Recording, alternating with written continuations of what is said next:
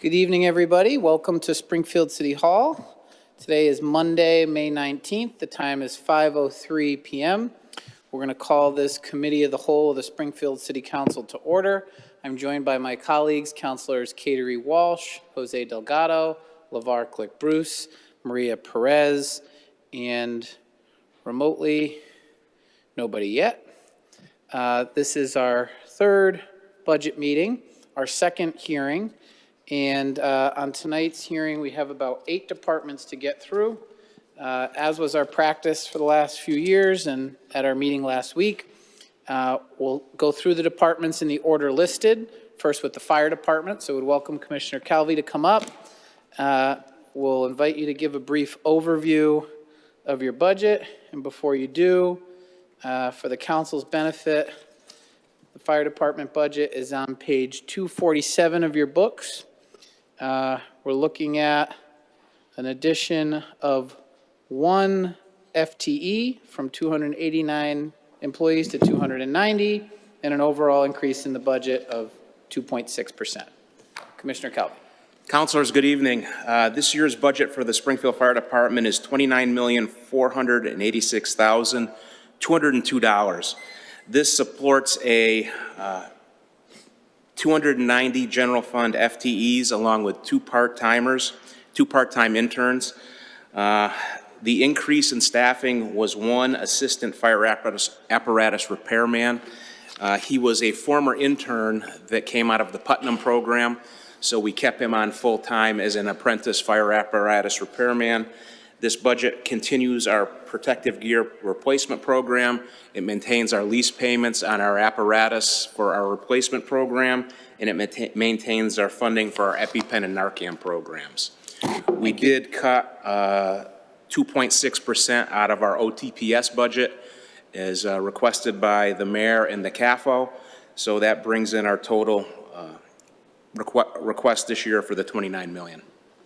Thank you, Commissioner. Any questions or comments from the council for the fire department? Okay.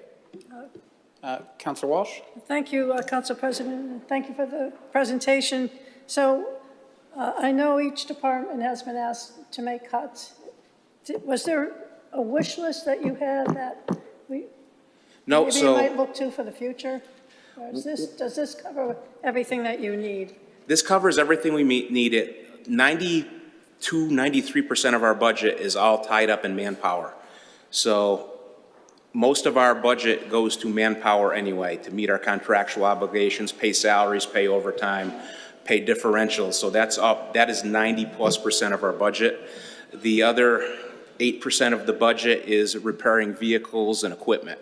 So we were able to make some strategic cuts to equipment that we already have, and modified our replacement schedule on certain other equipment. So this meets our needs. Microphone. There was discussion at the Finance Committee meeting about combining the request for vehicles with police and fire. So that was for our staff vehicles. That's the pickup trucks and everything we use, and that is still ongoing. Okay. But you're aware of it? Yes. Yeah, okay. I have to say publicly that I think the ceremony for fallen officers was well done and appreciated. Oh, thank you very much. Thank you, Councilor Walsh. Any other councilors? Councilor Delgado. Thank you, Mr. President. Commissioner, first of all, thank you so much for your comments about hearing that you hired a Putnam intern.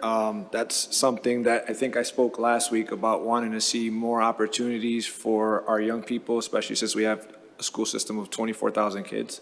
We've got a lot of talent there, and I think, the fact that I'm hearing that's a good sign, and I hope that's a sign of continued, connections with the school system and bringing in kids.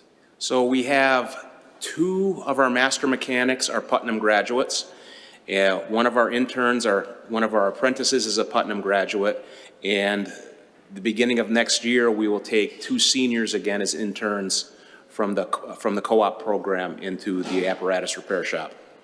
I love it, love it. I did have a question. So I know it's just a 2.6% increase.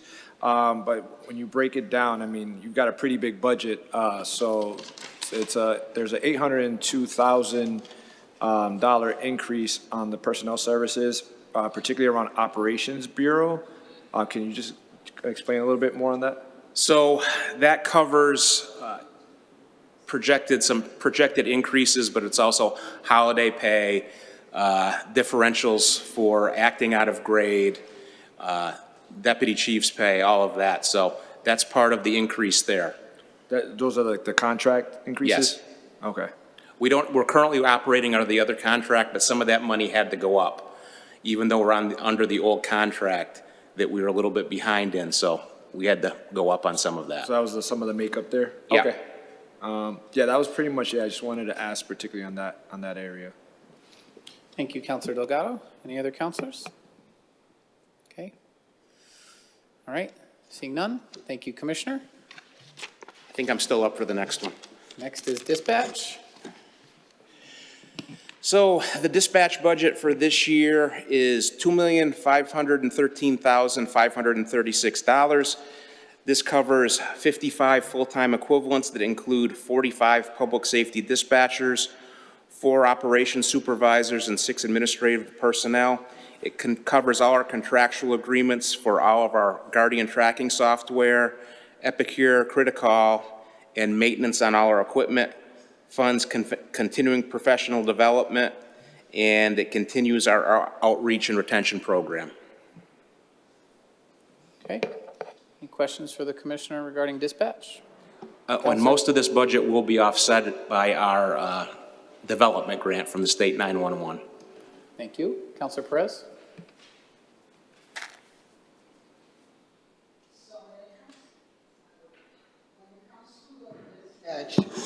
How many dispatchers do you have in total? 45. I just wanted to know that because I wanted the public to know that. And the other question is when it comes to the dispatch, and it's because those questions were asked to me directly. Do you feel that you have the proper amount of dispatch to cover the city at this point? Yes, when we're fully staffed, we do have the adequate number of dispatchers to cover. Okay, thank you so much. You're welcome. And thank you for attending the meeting. Oh, you're welcome. Thank you so much. Thank you, Counselor Perez. Counselor Allen?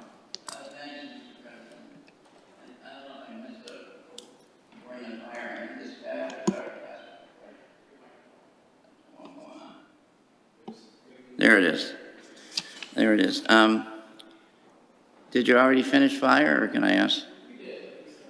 I'm sorry. BJ, the other day, Chris Signoli was here and Kathy Bono talked about a consolidated vehicle plan. Yes. Because, for years, there have been 3 groups of vehicles being bought. I know you're probably not at that point yet, but are you on board with that idea of Chris Signoli being eventually the... So Nice.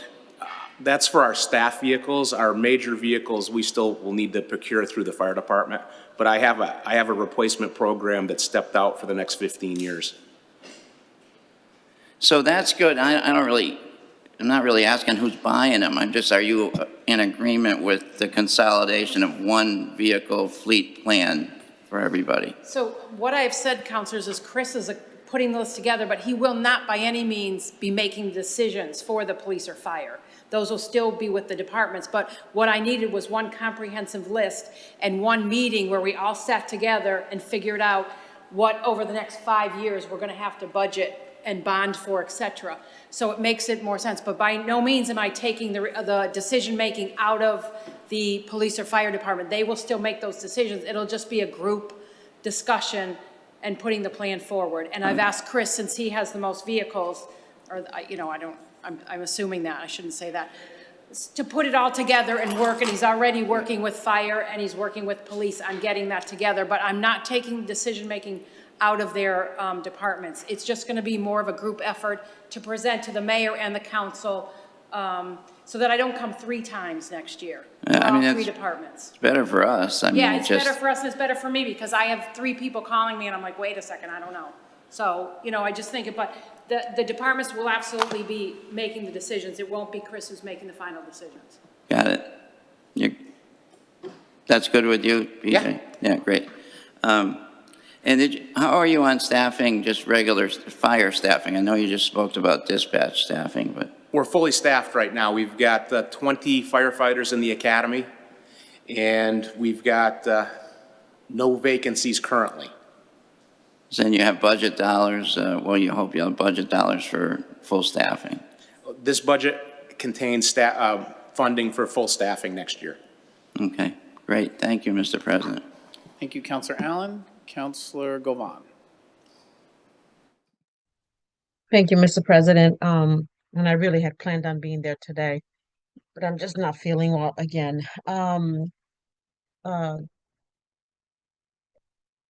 My question was regarding, was the one regarding the fire department being fully staffed was just answered. The dispatch, are there any vacancies in dispatch?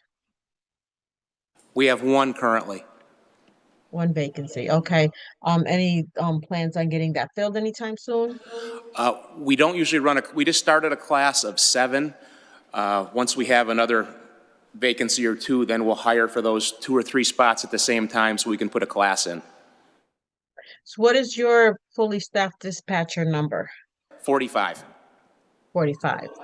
Okay. All right. I think those are my questions. Thank you for your service to our city. Thank you, Mr.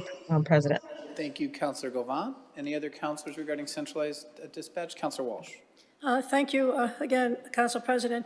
I'm looking at, I don't know if you have the budget, but I was looking at page 259, which is Emergency Communications FY26 budget adjustment, your decrease in personal services. It says the decrease is due to grant offset and the 3% other than personal service reduction. So that grant offset, that's not, what does that mean? Does that mean your grant was taken away? Does that mean that this isn't anything the federal government did, is it? No, we get that grant from the State 911 Commission, and that's a developmental grant that we use to offset salaries. Okay. So it isn't really tremendously dramatic. No. Yeah. And I think the reason you're getting all the questions about the fleet is because when Superintendent Akers was asked about it, I think he was surprised by the question. So we just want to make sure you're aware of what's going on. Thank you, Counselor Walsh. Any other counselors for dispatch? Okay, seeing none. Thank you, Commissioner. Thank you, counselors. Have a great night. You too. Okay, next on our list is Thomas J. O'Connor Animal Hospital. This is page 281 in our books, counselors. And looks like no change to FTEs and a 1.7% increase in the budget. Good evening. Good evening. My name is Heather Cahill, and I'm the Interim Executive Director at Thomas J. O'Connor Animal Control and Adoption Center. Our budget this year is a level-funded budget, funding 21.5 FTEs. And I would also highlight that we have several grants offsetting our costs from the Foundation for TGO Animals, helping with our veterinary salary, veterinary technician salary, clinic coordinator salary, and many of the medical procedures that we provide for animals. Okay, thank you very much. Any questions for TJO? Counselor Perez.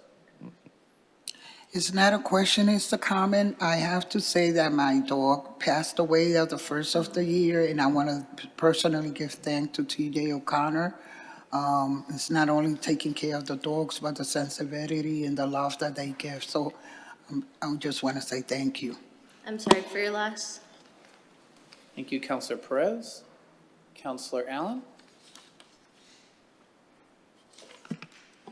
Thanks, Mr. President. Hi, could you just, did you say your name is Heather? Yes, Are you the lead person there now? I am the interim executive director right now. Okay, great. I'm not going to ask you any more about that, so don't worry. Okay. The veterinarian position, how do you survive without a veterinarian on staff? I will say it's been a very difficult year, both fiscally and operationally, without that key position.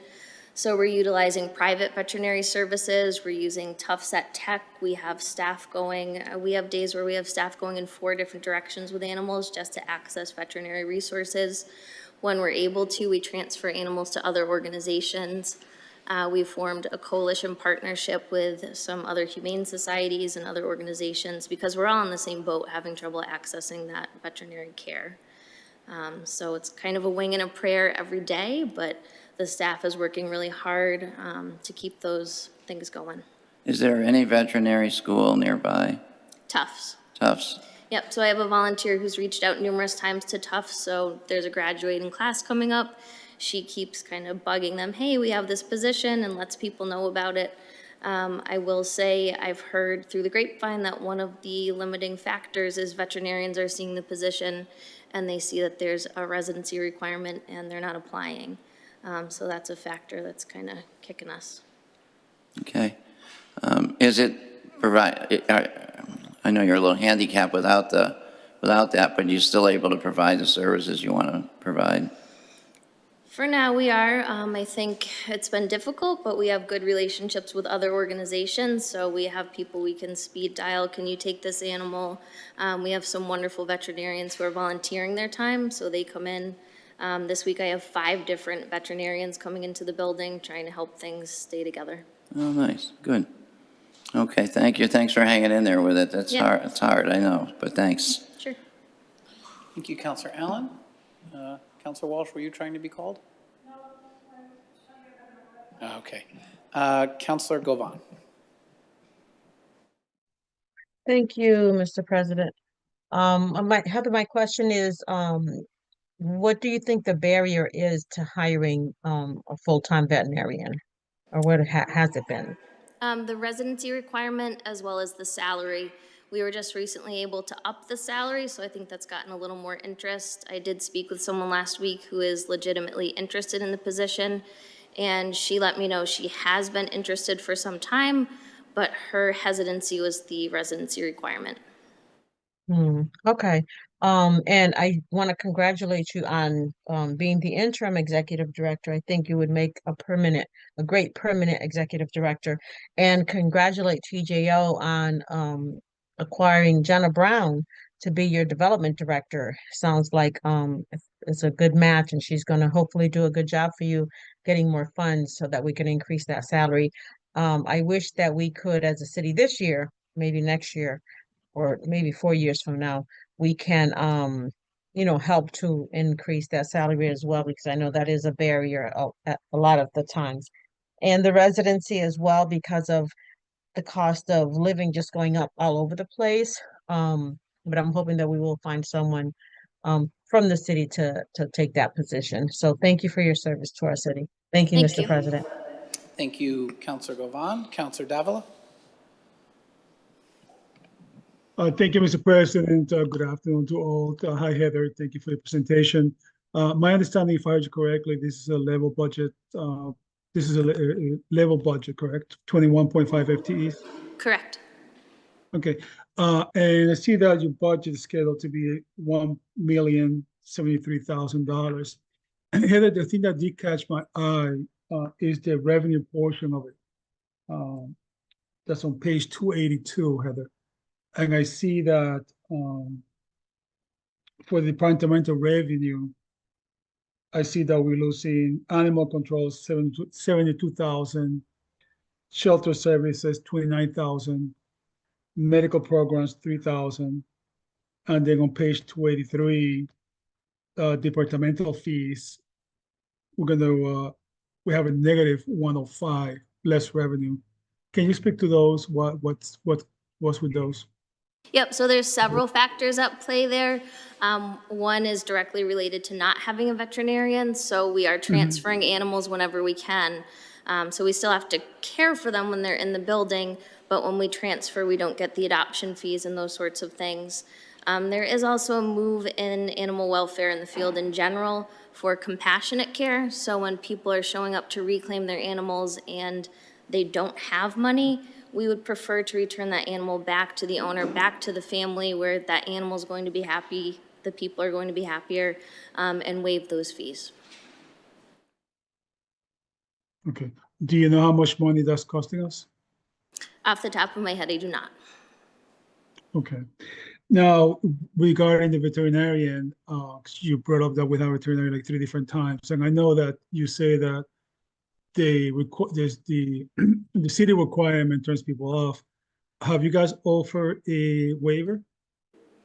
We have not at this time. We just honestly have not had very many applicants to the position. I think we've had 2 in the entire time it's been posted. Okay, so, and they were not interested for what reason? They actually were not appropriate candidates from our perspective, was the problem. Fair enough. Fair enough. Okay, all right. Because that's a tool that we have, because I hear this issue a lot about the residency, but we also do have a tool of a waiver for cases like this. So I hope that we can find the appropriate candidate and one that will be a fit for us and the TJO. Now, Heather, my last question is regarding the area service contract. Are those contracts up to date? Have they been adjusted to inflation? Because I don't see that here. Maybe you can point it out to me. I'm going to defer to Helen on that one as she just dealt with the contract. Excellent, thank you. Thank you for the question, Counselor. Hi, Commissioner. Hello, Helen Carlton Harris. Good to see you. We have, with the city solicitor, gone to the mayor of Holyoke as well as the mayor of Chicopee. We have been able to increase the contract for both those cities and towns. Both of them are extremely happy with the services that they are receiving from TJO. So we have made the cost of adjustments to their contracts. Commissioner, where will I find that here in the budget? Because I can't see them. Would that be, I'm assuming that will be in the revenue. It is. The cities and towns send their money to the city. It is put into the general fund revenue account. And so Okay. you may find it there. However, we certainly are very consistent in working with those cities and towns. And again, they are very Right. pleased with the services. Now, Commissioner, my last question, you will impress me if you tell me how much revenue are we gathering from the surrounding towns?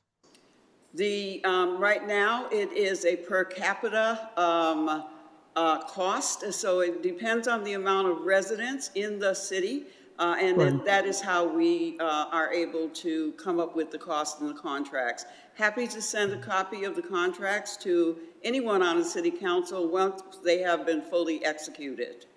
Yeah, no, excellent. I know you guys do a good job. I know I brought up the contract before. You have said that they're being updated, and it's something that I keep an eye on every year in the budget. So for a while there, we were losing money, but the issue is corrected, and so I'm pretty happy to see that. And TJO, excellent job. Heather, thank you so much, Commissioner, like always. Thank you, and I did enjoy my pancakes at the pancake breakfast. So, Commissioner. Thank you. Thank you, Counselor Davila. Any other counselors? Okay. Seeing none, that'll conclude this portion of the hearing for TJO. Next is Health and Human Services. Commissioner Carlton Harris, page 289 in our books. And this represents, this says a loss of 8 full-time employees and a reduction in overall budget of 4.1%. Commissioner? So thank you very much. The Department of Health and Human Services continues to do the work in supporting our neighborhoods as far as health and wellness needs are concerned. This funds 29.1 general fund FTEs and 33.7 grant FTEs. We have had a struggle as far as nursing services are concerned, and so what we've done is requested that one of our nursing positions be positioned to be community health workers. The state uses community health workers to go into homes in order to give medication to individuals who have tuberculosis, and so we are going to follow that model, and we will be using community health workers.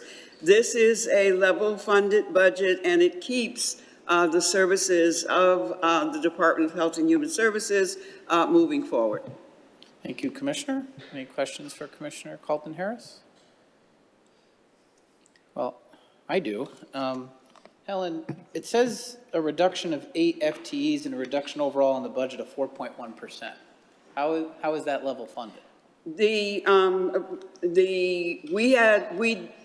decreased positions. We had a mediation individual whose position was decreased. There were other positions that we were able to decrease that does not have a direct impact on the services of the department. Okay, so that's the grant employees that you lost then. That's It's correct. not going to impact your core There was services. only, to my knowledge, there was one general fund, which was the position formerly occupied, I believe, by Mr. Florian. We decreased that position, but the other positions are very specific to grants. Thank you very much. Any other counselors? Counselor Walsh? Thank you, Council President. Helen, a lot of your department is funded by grants, correct? Yes. So what is the status of your grants? Are you concerned about their viability? Absolutely. I think all of us every day get different news from the federal government. I am particularly concerned about our federal grant that runs our health center that we have in conjunction with Mercy Medical Center and Open Door, Open Pantry. And administratively, we have individuals on that grant who sit in the Department of Health and Human Services. Should the federal government decide not to fund community health centers, then yes, we will experience a loss of staffing. You haven't received any communications, so you're just going to proceed until? We belong to the Mass League of Community Health Centers, and so we are all strategizing, we are all waiting, we are all doing business as usual, actually, and taking care of our patients. But I would tell you, there is a lot of concern. Yeah. Thank you. Thank you, Counselor Walsh. Counselor Allen? Thanks, Mr. President. Helen, there's, COVID happened and we responded to COVID and you responded to COVID, et cetera. And there's all these things in the news like forever chemicals and plastic that's in the water. And certainly we've experienced with our water, the problem we have with the water not being perfect, et cetera. If something like that were to take place, forever chemicals or something, how would we respond to that? Well, Forever Chemicals, we are working with the State Department of Public Health. They put out the notices, which waterways, particularly waterways in our area that may be, have forever chemicals in them. And so those waterways, we ask individuals in the city not to fish, not to swim. We do post signs in those waterways to make sure that the public is very aware that this is what they should not be doing. So, there certainly is some concern, and we try to, as best we can, alert the public and put out communication and education so that the public understands what the risk is. Okay, thank you. Thank you, Counselor Allen. Counselor Govan?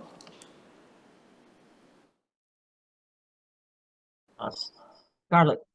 Hi there. Thank you, Mr. President. Hi, Commissioner. Thank you so much for the presentation. So I guess my question, the positions that you referenced, you terminated those, and that's the reason that the budget has decreased. Is that correct? The decrease is in grant positions and one general fund position, to my knowledge.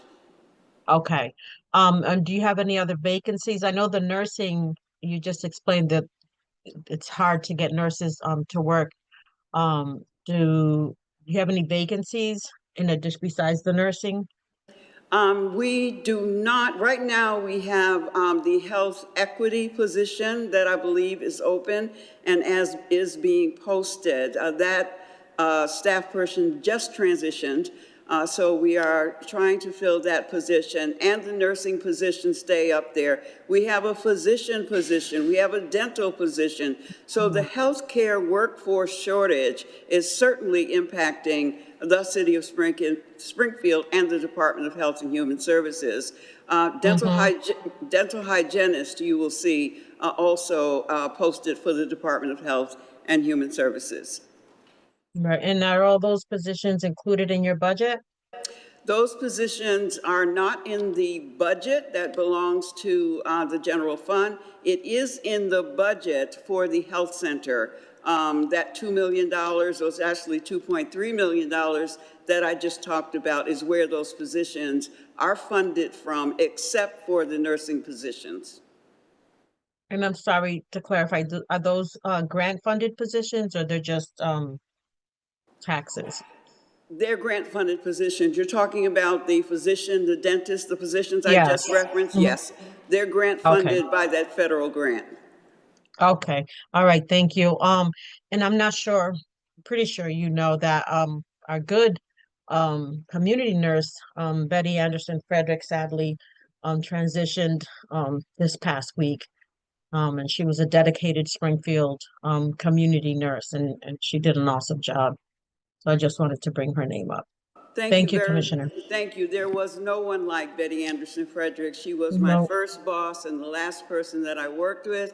I loved her dearly. She passed away either late Saturday or early Sunday morning. But thank you so much for bringing her name up. Thank you, thank you, thank you so much. Thank you, Counselor Govan. Counselor Davila? Thank you, Mr. President. Commissioner, quick question. I noticed here as part of the reductions FTEs, there's going to be one reduction for opioid, a manager opioid response. Can you tell me a little bit about that? That is not a reduction, but thank you very much for asking the question. Before the City Council passed the account where the opioid funds could be deposited, that individual was on the general fund. And so once we were able to get those funds put in a revolving separate account, we moved his position over to the opioid response funding. So that's what that references. Oh, okay, great. That gives me a good, because I would hate to lose people working for the opioids. And Commissioner, on page 290, in terms of the revenue, the marijuana revenue, can you tell me a little bit more of that? I see it's only 15,500. The revenue comes from a couple of sources. One is the tobacco control fines. I'm sorry?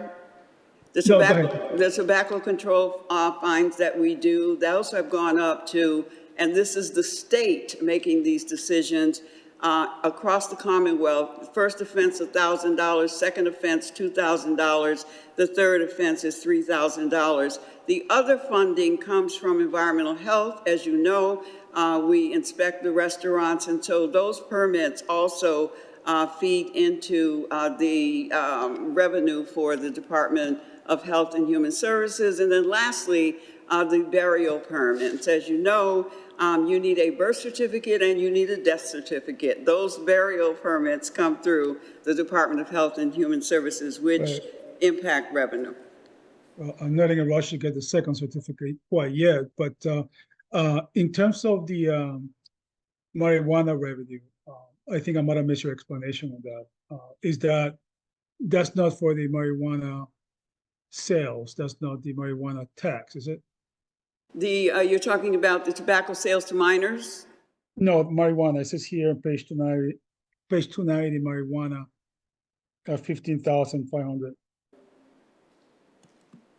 I'm sorry, Councilor, maybe I'm just not understanding the So question. on page 290, under departmental revenue, the first line item says marijuana. Look, because I for don't the have amount- that. Okay, for the amount of 15,500, and I'm just trying to what is that? Is that the marijuana tax? No, where the revenue is, there's marijuana. I'm not sure at the top of my head, Counselor, exactly what those fees are for. Do you have fees there? So we do have fees. We do permit the marijuana facilities in the city of Springfield. Each one of them is required to pay $2,000 to the Department of Health and Okay, Human that's okay, Services. okay. So thank you, Kathy. So I believe that is what that's for. Okay, that's good. Thank you. Kathy, thank you so much for the clarification, Commissioner. Thank you, Commissioner. Mr. President, those are my questions. Thank you. Thank you, Counselor Davila. Counselor Allen? Thanks, Mr. President. Helen, a question on our service. There was a time when we had services provided by Brother Johnny, and it was like street intervention type things, if I'm not mistaken. Do we still offer those services? We do.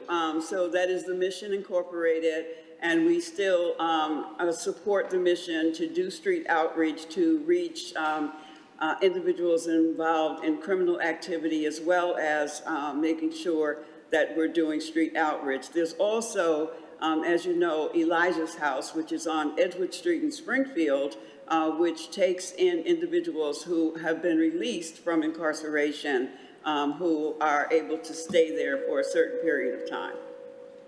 Okay. All right, I'm glad to hear that. Thank you. All set, Mr. President. Thank you, Counselor Allen. Any other counselors? Okay, seeing none. Thank you, Commissioner. Next, we have Library Department. Ms. Fogarty. This is page 313 in our books, counselors. There is a reduction of 1.7 FTEs and an overall budget increase of 1.7%. Correct. Good evening. Thank you. Good evening, Molly Fogarty, Library Director.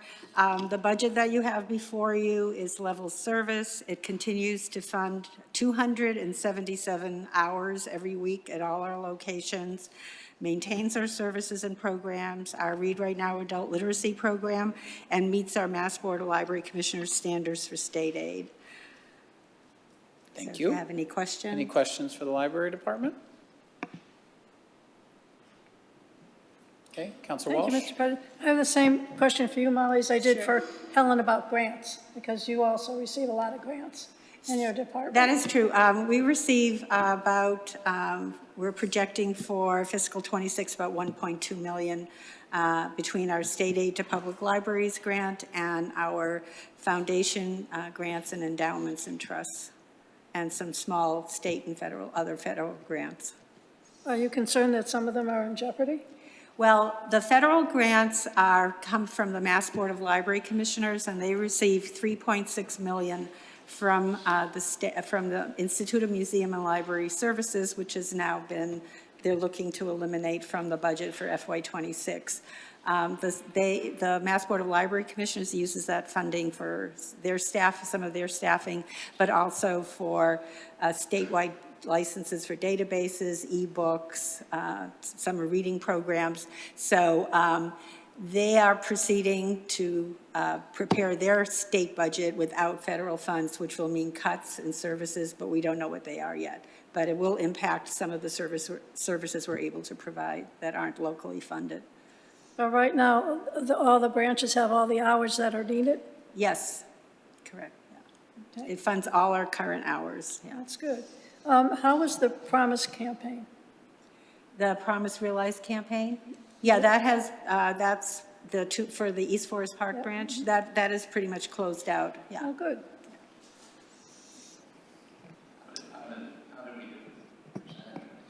Thank you, Counselor Walsh. Counselor Thank Allen? you, Mr. President.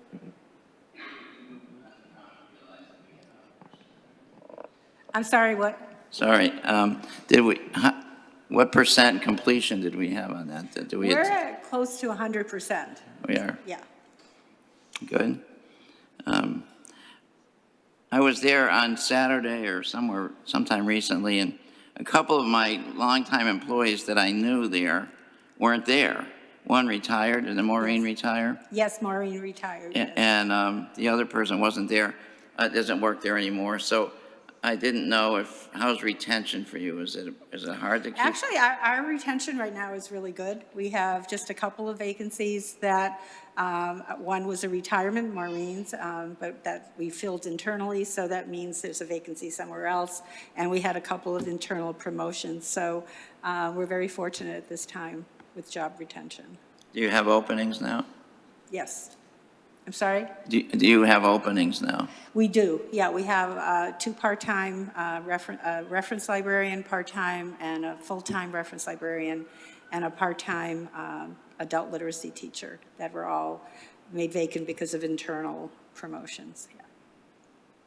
Is the literacy still at Pine Point? Yes, the literacy program is going strong at Pine Point. They're adding some more classes and getting lots of students. So they're doing citizenship programs, reading and math tutoring, and continuing their great services. Great, thank you. Thank you, Counselor Allen. Counselor Govan. Thank you, Mr. President. The library has been doing a great job, and this one, especially after the renovations and the Project Promise Realized campaign went about. You said there were a few vacancies, part-time vacancies. Are those included in the budget? Yes, yes, They are included in the yes, budget. yes. And I think 4 total, you said? Because I know you had one retired. Right. Right now, there's three part-time and one full-time, correct? Okay. Do you have any idea when those might be filled? Well, we were preparing to interview for 2 of them, and then we have a couple that are still posted and waiting for those to close. So we're hoping to fill them as soon as possible. Okay. All right, great. Well, thank you so much, and thank you for the continued work in the library. Thank you for all your support. Thank you, Counselor Govan. Counselor Delgado. It was just more of just comments. Just wanted to just say thank you for the work that you guys are doing, especially with, I mean, we have a gem of a library system, particularly with our downtown one and many other ones. So, and on top of that, the work that you guys have done to support, particularly Jean Canosa Albino on the digital equity stuff. So I just wanted to make sure I gave those kudos to her as well. So I appreciate everything you're doing. Thank you, that's much appreciated, and we have a great staff that are very passionate about their jobs and the work they do, so thank you. Thank you, Counselor Delgado. Any other counselors for Molly? Counselor Perez.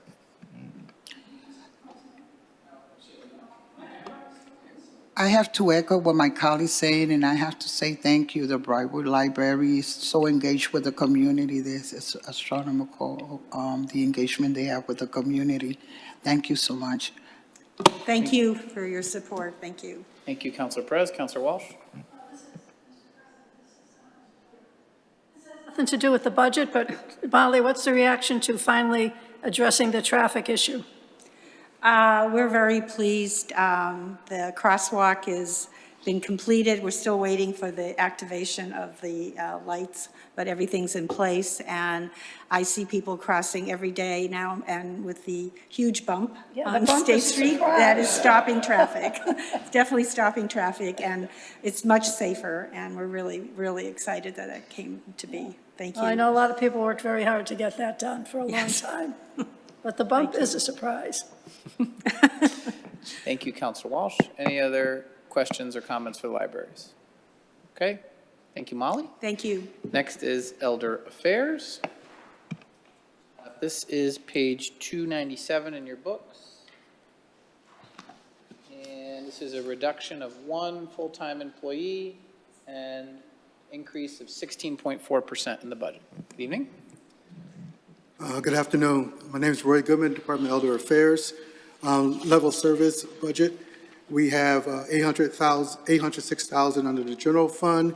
We have 3 grants totaling $1,042,000. We do have one full-time position, one part-time position under the general, 2 part-time positions under the general fund, under our grants that are posted currently. We will have 1 position under our full-time position under the general fund. We have one that's retiring that is posted as well. Other than that, we have 10 10 employees under our general fund and 10 employees under our grants. We continue to do the services for our seniors. Nothing has been getting cut at this time. Thank you, Mr. Goodman. Any questions for the Elder Affairs Department? Counselor Walsh. Thank you, Mr. President. We've had a couple of meetings that you have been at about helping out our seniors with scams. Is that in the budget, or is that something that's auxiliary? Helping the seniors with stamps? Scams, Oh, scams. yeah. Yeah. Well, yes, we have a lot of people coming in. So we had the Mayor's Office of Consumer Affairs, they've come in and done educational for our seniors as well. We've had Eversource come in and done a few programs. I know Councilor Delgado was there as well. And since he's been there, they've come again. They was there like 2 weeks ago, and they've already making another plans for them to come out in the fall as well. They want to come back and do more educational for our seniors. And also, we have Bay State Health Coalition have come, and they were coming back on June 10th. They will be at our center once again doing services for our seniors. Is there any position in here that's not filled that you would like to see filled? No, we're all set. You're all set? Yeah. Yeah. Good to know. Thank you. Thank you, Counselor Walsh. Counselor Allen? Thanks, Mr. President. Yeah, Roy, I'm glad to hear you're at staff. I mean, that's great. But what do you wish, I know we don't have money for a wish list and all that, but having been there a year or two now, what do you wish we could do better? When you look around with other senior centers and stuff, is there?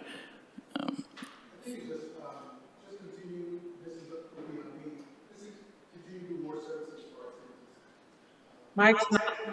Mike's not on. Oh, sorry. Mr. Goodman, he's got to push that button right there. There you go. Okay. Thank you. Just continue to do more services for our seniors, and just I challenge my staff at all times to be more creative, find ways to get more people into the buildings, and that's for all 4 centers, not just the Raymond Jordan Center, that's the other 3 centers as well. So we're always trying to find ways to get people into the buildings and find the services that they want. Do you run any satisfaction surveys or anything like that? Do you have any sense of how satisfied people are with? Overall, they are very satisfied with the services that we provide. Of course, they always want, we can do more. If we get stagnant on just satisfied with what we're doing, then we're not servicing our seniors the way that we should. So we're always trying to find ways to be creative and get them into the building. My main thing is I would like to try to increase our male membership. We have mostly females that come to our centers. So what we've done is that we got a golf simulator currently now. It's up and running. So now we'll try to increase our male membership, but a lot of the females wants to do that as well. And just find more educational stuff for the seniors. It's fine that they can come in and do the physical activities, but just to do more like the scams, have Eversource come in, have Bay State come in. So if we can do more of those programs, I think would be better for us. Great, thank you. Thank you, Counselor Allen. Counselor Click Bruce? Thank you, Council President. Roy, I just want to commend you on the job that you're doing over at the Raymond Jordan Center and the surrounding centers throughout the city, and also to our Commissioner, Helen Cotton Harris, as well. Really just more, I'm working with the Sheriff's Department's Springfield Safe Neighborhood Initiatives, and one of my things I want to bring to the table at some point, this is more of a comment to your point of bringing in different resources, bringing young people, bridging the gap, bringing the young folks in to kind of help with the internet and different things that we can work together with our young people to show the seasoned saints kind of, what's kind of going on. I know before my mom passed, she had a hard time navigating a text message. So a lot of times, simple things like that, or email, and forwarding the email, and those technical skills, and then building relationships, and those can spark conversations with our young people. So I think those are important things that we can do together, not only with the Sheriff's Department, but some of even our basketball teams and our football teams, just being more community oriented. So I think those are important, and I think at some point we should look at that to see how we can navigate that to help out our seniors, not only our seniors, our young people, because we are struggling. And one thing that I've learned, even at the community center, is rich history. So there's a lot of knowledge at these centers where I think our young people can benefit from. So thank you. Yep. Thank you very much. Thank you, Counselor Click Bruce. Counselor Whitfield? Thank you, Mr. Chair.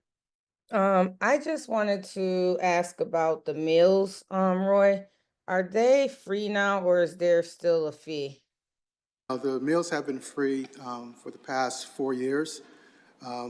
They're in currently, the contract for the current vendor will be going out, I think it ends August 31st.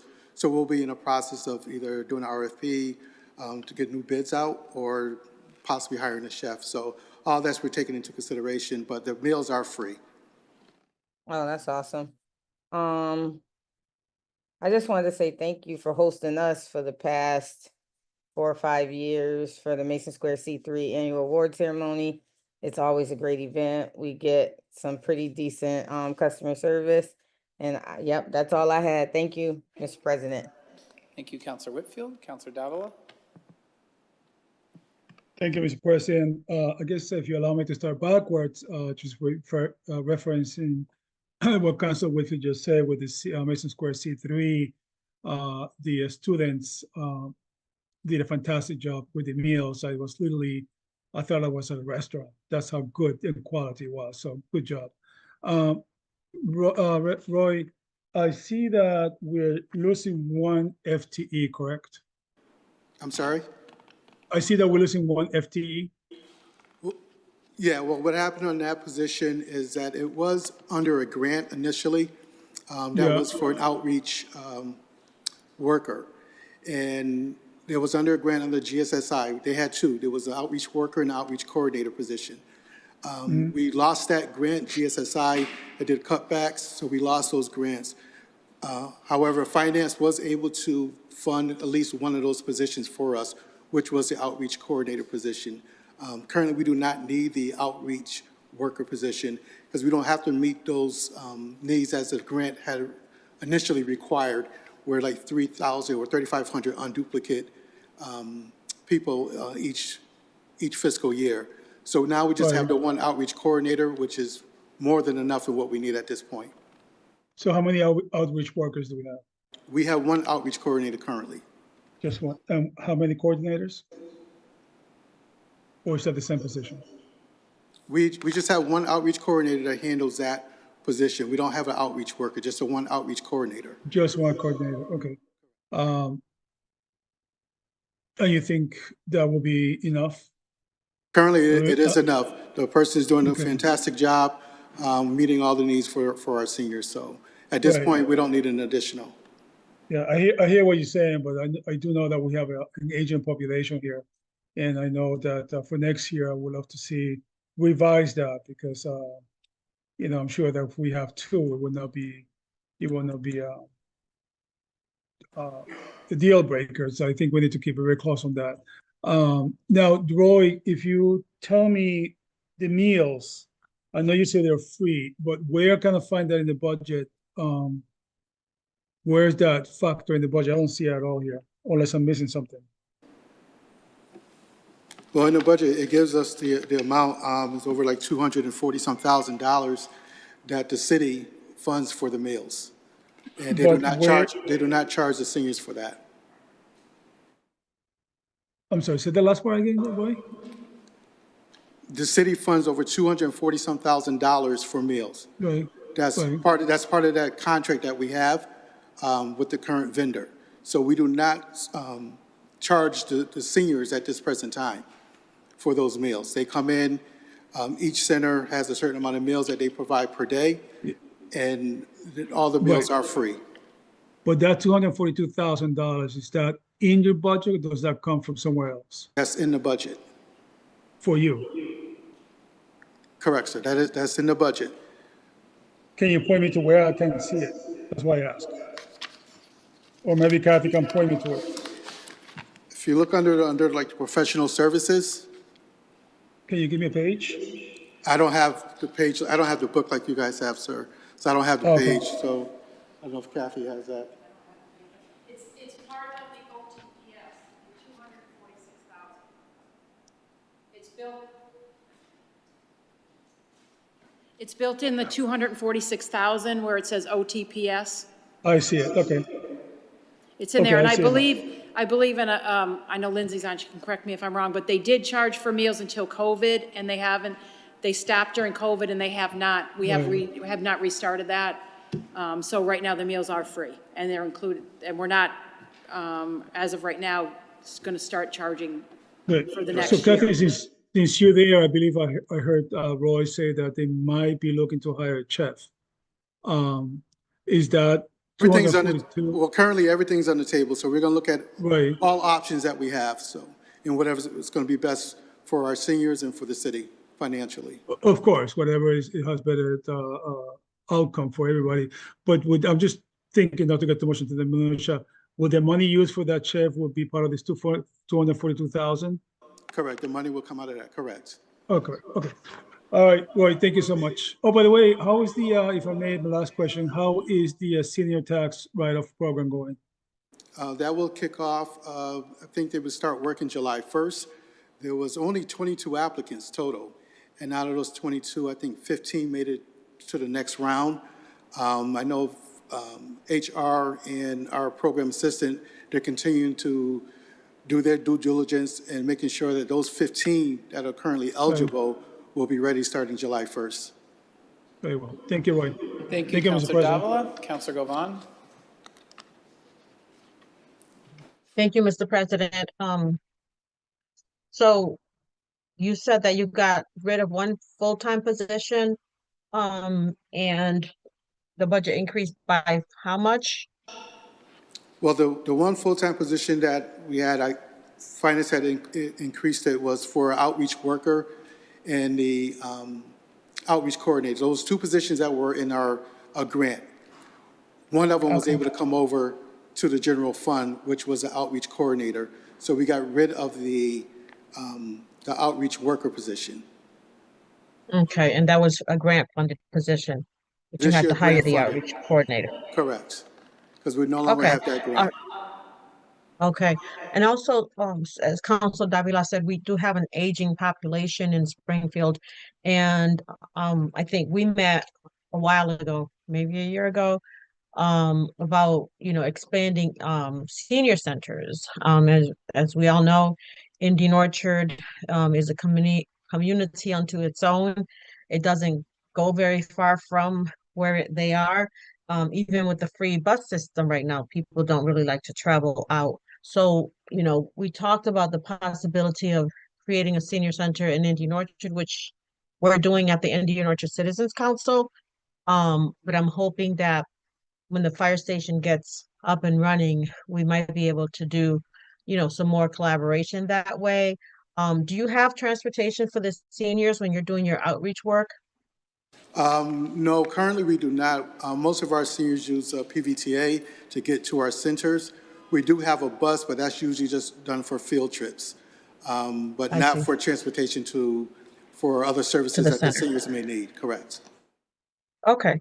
All right. Yeah. So, and then, because of that, that's just an added barrier. Some, people won't take necessarily the PVTA. And I know that sometimes the health insurance companies, I don't know if they're going to do it anymore after this, but health insurance companies will give people rides to senior centers.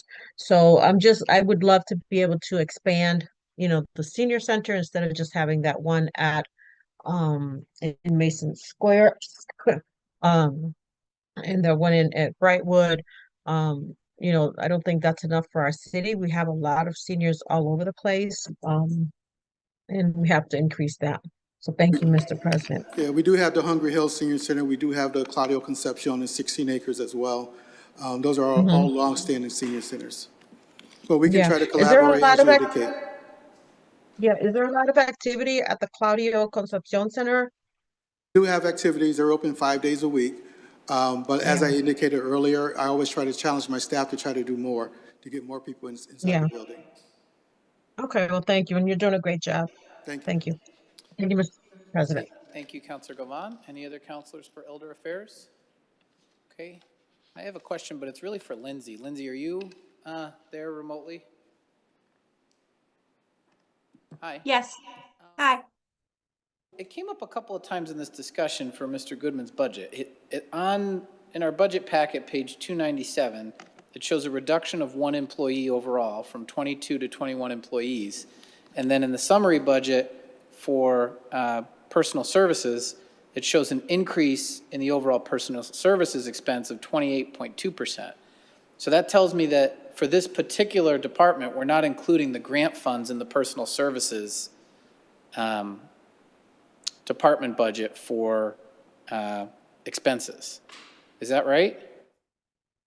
So you're asking if the total FTEs, the grant-funded FTEs, the cost of their salaries are included in the personal services? If it's included in the 542? Because it would seem that it's not. No, it's not.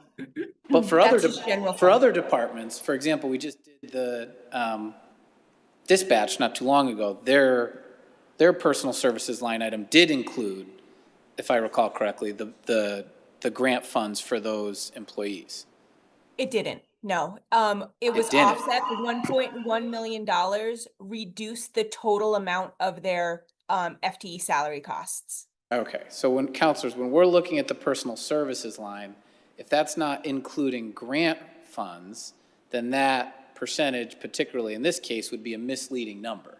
Is it set, so when I say in summary, Mr. Goodman lost 1 employee and there's a percentage increase in personal services of 28%, if you don't know that that's excluding the grant positions, then that looks like everybody got a huge raise, which did not happen. Okay, thank you very Yes. much. Thank you. You're welcome. Thank you, Mr. Goodman. Yeah, thank you. Okay, so next is Veterans Affairs. Veterans Affairs is page 307. No changes to FTEs, reduction of 2.2% in the budget. Mr. Good evening, DeCaro? councilors. Joe DeCaro, Department of Veteran Services, presenting a level service budget. We are currently fully staffed with 6 FTEs, and as you folks know, we provide the Springfield community with vital services, whether it's financial and whatnot, to local veterans and their families. Thank you very much. Any questions for Department of Veterans Affairs? Councilor Walsh? Thank you, Mr. President. And congratulations on the job that you've been doing. You've got a lot of highlights. Pardon, what was that You've last got a lot part? of highlights here. Yeah, but I'm particularly interested because I know you've talked about your efforts to rehabilitate the GAR. How is that going? It's going. GAR needs a lot of Which work. people might not, it's the Grand Old Army, or what is it? Yeah, Grand Army of the Republic. Yeah. So for decades, there was a lot of organizations similar to VFWs and American Legions that would meet there. You know, those generations have, you know, passed on. They've gotten older, membership dwindling, and it's kind of a storage area for those organizations' equipment nowadays. I think the polite way of saying it, it needed a lot of help. It needs a lot of help. It needs a lot of help. It's a future dream, so hopefully one day we'll get there. But we, you know, we'd be able to provide a lot of services for veterans in Springfield, more than what we already do. So. So there's nothing actually happening right now for that? Right. I mean, we're in the beginning stages. I was able to get some renderings drafted on a future concept of what the building would look like. Okay. I do have some ideas of what I would like to include in Gar Hall for, you know, services, but other than it hasn't gone past that at this point. And would the same be true for the Global War on Terrorism Monument? Global War on Terrorism Monument, that's something that has been presented by the Springfield Veterans Activities Committee. We do have a monument out there for all the wars so far, excluding that one. They have held numerous events to fundraise for it. There's actually one coming up on June 7th, the golf tournament, and once everybody's paid, the rest of the proceeds are going toward that monument. And where would that go? It is going right over at Veterans Way with the other ones. More than likely going to be on the tree belt, so directly across from the monuments that are there now. And I'm happy to hear that you're fully staffed. You have all the staff you need. Finally, yes. That's good. As you know, I'm a big supporter of veterans, and, Always have been. yeah. Thank you, Counselor Walsh. Any other counselors? Counselor Perez?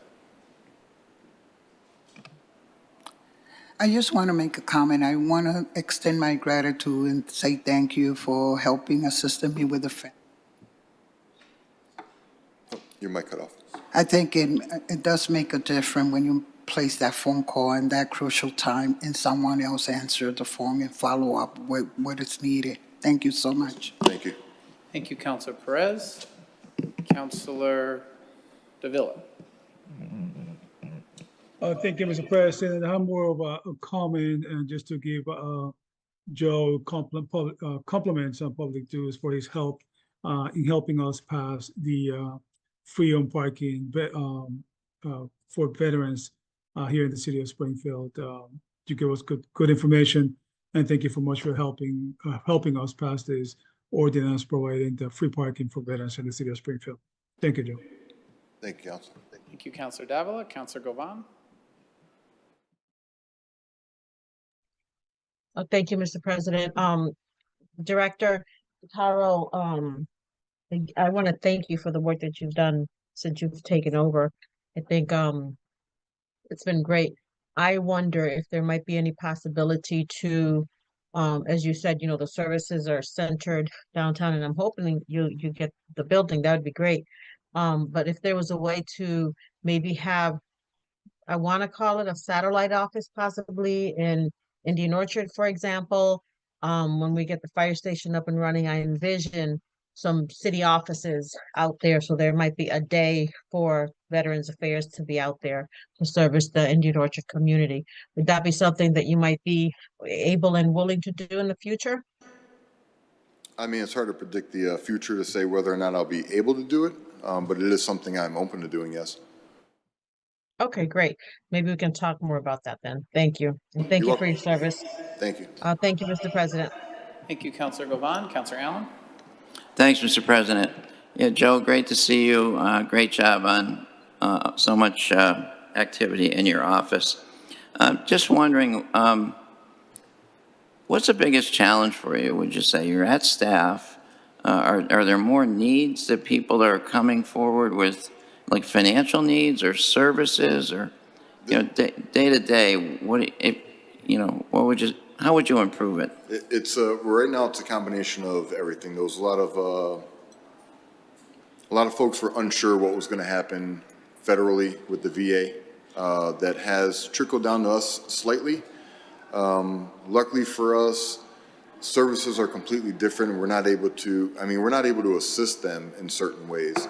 But luckily for us, for the folks that were out of jobs, we were able, if they were in our area, we'd be able to assist them with that financially until they got back on their feet. But right now, I would say our biggest road bump would be VA claims. There's currently Gumersindo Gomez's Place Bilingual Veteran Outreach in Springfield that files VA claims. Truth of the matter is, some folks don't always want to go. I think we need to be more centralized and have everything under one building, as opposed to outsourcing that work. So I would like to get some folks trained doing VA claims. This way we don't have to send them out for that. But other than that, biggest challenge has been outreach. We've been trying to do that. I mean, we have 3 outreach events coming up, tabling events within the next 2 weeks that we'll be at. So, you know, just trying to get that word out as much as possible. And it's definitely helped. It's shown an improvement. Being fully staffed is helping with that as well. Great, okay. It's a good answer, thank you. Thank you, Counselor Allen. Counselor Click Bruce? Thank you, Council President. Real quickly, Joe, I just want to say thank you for your service, first of all. And thank you for all that you do in the community. About 2 months ago, I want to say now, you went to 16 Acres Civic Association meeting. Very helpful, answered every question, stayed, and very informative. And you helped out even with some other questions. So, Joe, I just want to thank you. Keep up the great work. Thank you. Thank you, Counselor Click Bruce. Any other counselors? Okay, seeing none. Thank you, Mr. DeCarroll. Thank you, Councilors. Next is Office of Management and Budget. Ms. Buono. This is, Page 131 in our books. No, 133. 133 in our books. This says a loss of 5.7 FTEs and an overall budget reduction of 0.4%. Good evening. Thank you, Mr. President. Good evening, councilors. Chris Frazier, Budget Director. As you alluded to, Mr. President, our budget is a reduction of 0.4% over FY25 and represents $1.3 million. And this budget funds all operational needs that our department has. Okay, any questions for the Department of Office of Management and Budget? OMB, Counselor Davila? Oh, I'm sorry, Counselor Walsh. Then we'll get to you, Counselor Davila. Yes, I just have a question about, what is the overall mission of this? Do you just do, you oversee all the budgets? Did you help set up all the Yeah, so department's budgeting, guidelines? looking at every line item, whether that be revenue and expenses, looking at numerous funding sources. Yeah, it's Helen, hard- would you mind? It's hard to hear. Would you mind closing the door most of the way? Not all the way, but Thank maybe you, like, Helen. just I leave it like a your crack dress. open. Thank you. So generally surrounding the budget, council, what we do.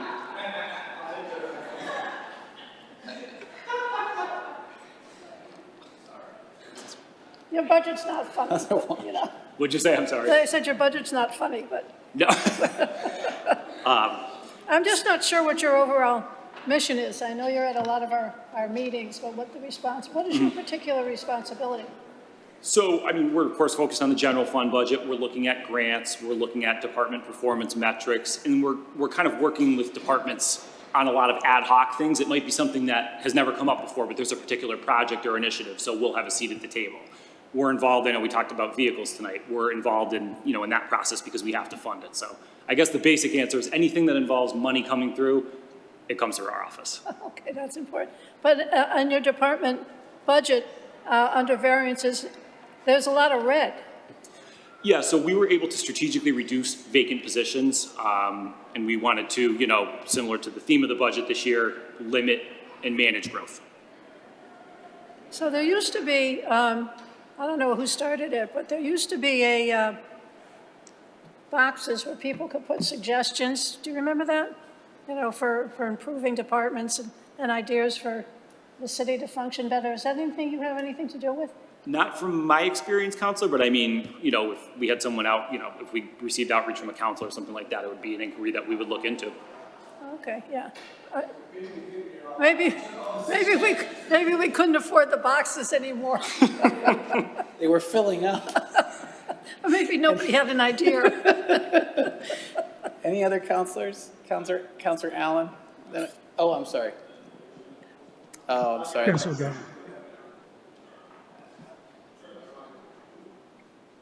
Would you mind you can leave, come on in, Waleska. Yeah, but would you mind just leaving the door open just a crack? Thank you. Come on in. Everybody come on in. Okay, Counselor Allen, you got a question. Thanks, Mr. President. So Chris, it says you have about 16 FTEs? Yes. And how does this compare to the former finance department? You always used to call finance. There were like 5 finance analysts and, other people. This seems bigger than that. So there's been an addition of, the Department of Technical Assistance and Compliance. That's part of it. That's something that, for a number of years was not incorporated within our office. Is this where, that was exactly what? Say that again. The Department of Technical Assistance and Compliance, that is now a part of our office that was not several years back. Could you give me a name of someone in there who? Yes, Chase Wan. Chase Wan, He's the okay. director. Gotcha. Is this also where grants is? Is Sequoia in here somewhere? He's within our budget, yes, but there are also some grants that are baked into that. So Chase Wan ran an organization, God, I don't remember the name of it, but he was involved with the REO. I was on the REO committee for quite a while. Is that the mission of his department, kind of compliance with the REO and stuff like that? I think it goes beyond that, Counselor, but yes, that is part of it. Okay. And Sequoia, is there anyone else in grants besides Sequoia? Sequoia is the grants director, and all of my staff, budget analysts will assist in looking at grant expenses, revenues, certain departments. Volume Grant heavy, we work with them as well. is Microsoft. microphone. Can't Chris. hear. Sorry about that. I swear I didn't turn it off, but, so Sequoia is the grants director. However, he'll work with our staff, our budget analysts. He'll work with other city departments, holistically looking to apply for grants, managing grants, and ensuring that we are receiving reimbursements in a timely fashion. Okay, thanks. Are you still organized with the finance analyst, what I used to refer to as the finance analyst? They were assigned to different departments. Somebody was Parks Department, somebody was with DPW or something. Is that still how you're doing it? Yes, that's correct, Counselor. That works well? Yes. Okay, good. Thank you. I'm all set, Mr. Thank you, President. Counselor Allen. Counselor Dodd. Thank you, Mr. President. Good to see you, Chris. I just want to make sure, so you are reducing 1.3 FTE, correct? Yes, general fund. That's correct, Counselor. Okay, and what position is that, Chris? There was a vacant senior budget analyst that was no longer needed, and then the remaining reduction is an offset to grant funding. Okay, why wasn't that position needed? Just based on operations, we're always constantly evaluating. There were last couple of years, things had picked up with additional grant funds that had come through the city. But as part of the budget process, we wanted to make sure that we were doing our part to manage the budget growth, and we took a close look at the positions to see if it was necessary or not. Right. So, Chris, similarly with the Elders Affairs Department, and I hear your explanation, and I know that I believe total you guys reduced, was it 19 FTEs out of 13 or 19 out of the budget? It was 13.9, so call it 14. 13.9. So I think as I look at it, just similarly like the Elders Affair, in my opinion, I think these are things we need to be careful that we're not being, penny wise and pound foolish. And I say that because I do predict that you guys are going to get busy in the future. I mean, all the forecasts are challenging. And so I just want to make sure that you guys are fully have all the tools needed. And I know you're going to say that you do now, but I foresee you guys are going to have a busy time ahead of you. I want to make sure you guys have all the tools you need to make sure you give us good crunch numbers like you always do. So I'm keeping my eye on that, Okay, thank you, Counselor. Just putting that out there that, I understand that we need to reduce, but that's one of the things that I would have been a little, myself, questioned a little bit more, thought about it more. So with that being said, and I think it's quite appropriate to ask it at this time. It says here, as part of your highlights, investment from the city stabilization reserve account into 1-year treasury notes to be used for, to be directed towards lowering tax bills. Could you give us a brief overcast? Because after all, what we do here is going to affect the budget, the property tax in December. Invested into the U.S. Treasury notes, and that's exactly for the purpose that you mentioned, Counselor, was to try and manage tax increases. That's been going on. Sorry, go ahead. That's been going on for a little while, but can you give me a rough idea what my yield, or historically what that yields? Steve, not to put you on the spot. About 2 million. Oh, 2 million? About 2 million, Counselor. 2 million, okay. Yeah. Okay, plus whatever the mayor, whatever this council is able to negotiate, okay. Okay, Chris, is that correct? I'm sorry, say that again, Counselor? I'm just going to confirm what President Fenton is saying, 2 million, correct? Yes. Plus whatever the mayor negotiates with us. Is somebody talking? No, okay. Yeah, and so, no, I bring that up because whatever we do now, or we don't do now, is going to affect the property tax. And I think, we're continuing to look at this. I know in the pilot revenue committee that we created with the help of Council President Fenton, we're looking to increase revenue to the city because we need money. We all know that we need money because at the end of the day, I want to remind people, this is going to affect property taxes. And I want to, just do my due diligence, making sure that they don't take a big hit in December. With that being said, thank you, Chris, for your help. Thank you, Counselor. Thank you, Counselor Davila. Counselor Govan. Thank you, Mr. President. And thank you, Chris, and the finance team for the work that you guys are doing. So I don't think I've heard, and I'm sorry if you have to repeat yourself. Are you guys fully staffed at this time, or do you have vacancies? We have one vacant position. As of right now, we're trying to work through the budget process, but that position will be posted at the beginning of the new fiscal year in July. Okay. Um, all right, well, as Councilor Davila said, I'm excited to see what's going to happen these next few years with the uncertainty with the federal government. But I'm pretty sure that we're going to be fine because we do have an award-winning finance team that's going to continue doing the work. So thank you so much. Thank you, Mr. President. Thank you, Councilor Govan. Any other councilors for the Office of Management and Budget? Okay, seeing none. Thank you very much. Next is the Comptroller, page 147. It's a reduction of 1 employee, an overall budget reduction of 4.3%. Mr. Lonergan? Good evening, councilors. We have 7 minutes left, councilors, in 2 departments, the Comptroller and then the Treasurer Collector. All 3 of whom are here. I'm going to make it very quick. Our total budget for FY26 requested is $558,732. Overall, we have a reduction of 4.3%, and that's split between the personal services and the OTPS. Our main function is to make sure that the statements are prepared accurately and, in fact, get an award for financial presentation and keep everything going smoothly. Thank you very much. Any questions on the Comptroller's budget, page 147? Councilor Delgado. Thank you, Mr. President. Steve, I'm seeing here that you had a $99,981 increase on personal services. Can you explain that? Because I know your level, I saw there's 1 increase. Is that all due to the? We had a decrease in personal services. We had a decrease of 24,000. Looking at treasurers. I'm in controllers right now. Oh, you're in controller right now? That's her, that's Sandy's issue. Oh, I'm so sorry. My bad. No worries, man. My bad. I will save that for the next one. Okay.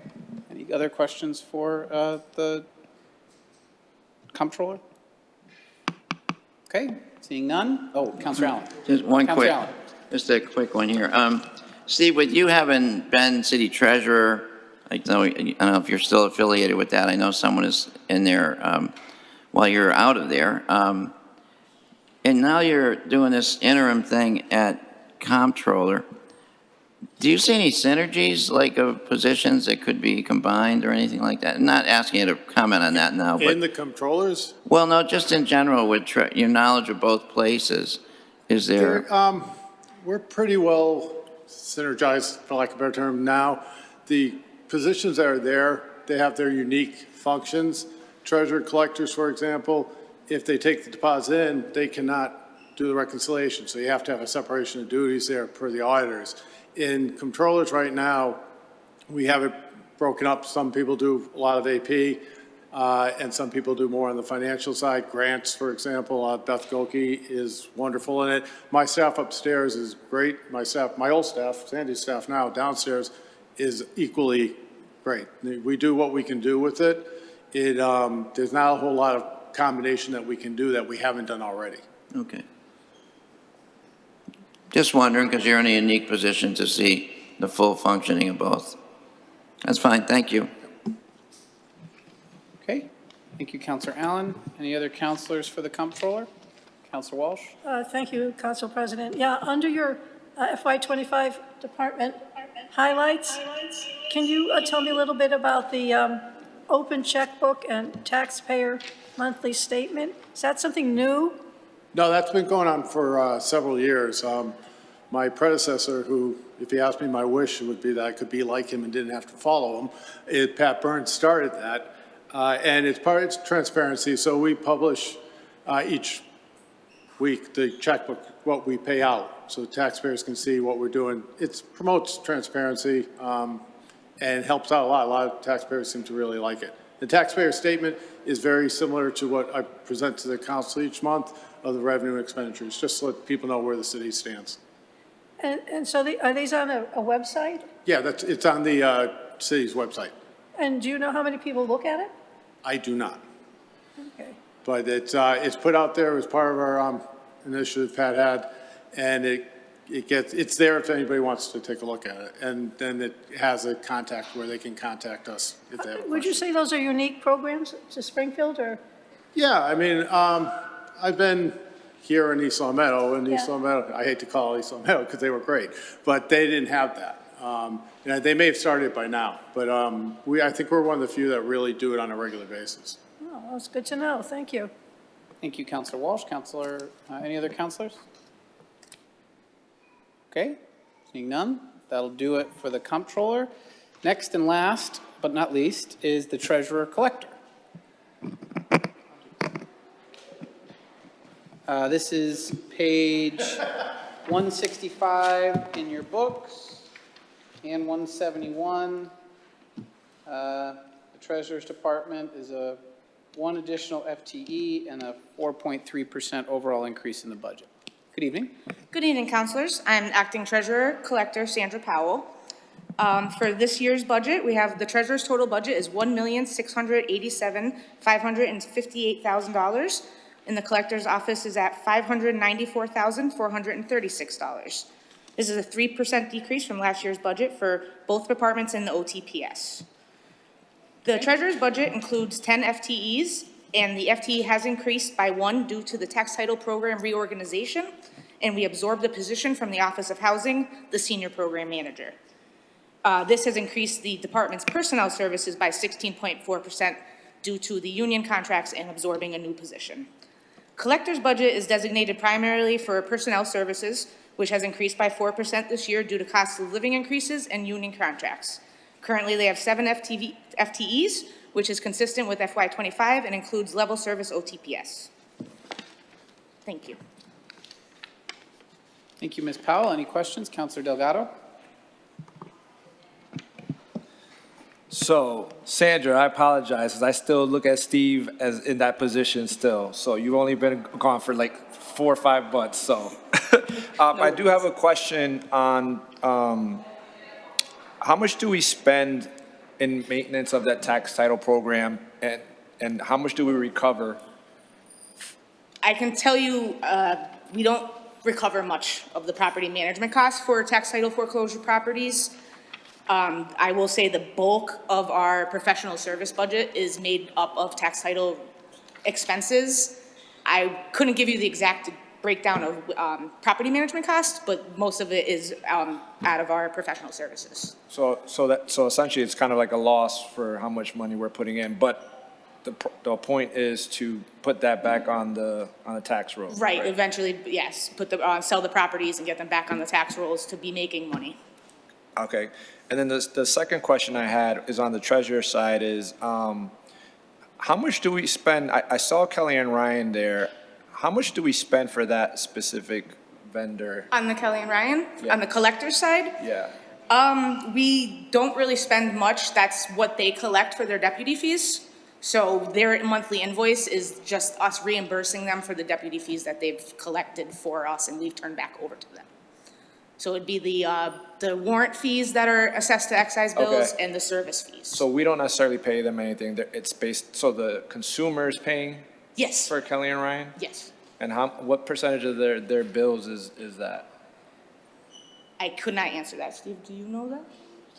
Basically, the contract we have to cover $9, rather than pay them fee. Yeah, can you, Mike? Sorry, it's done. Welcome back.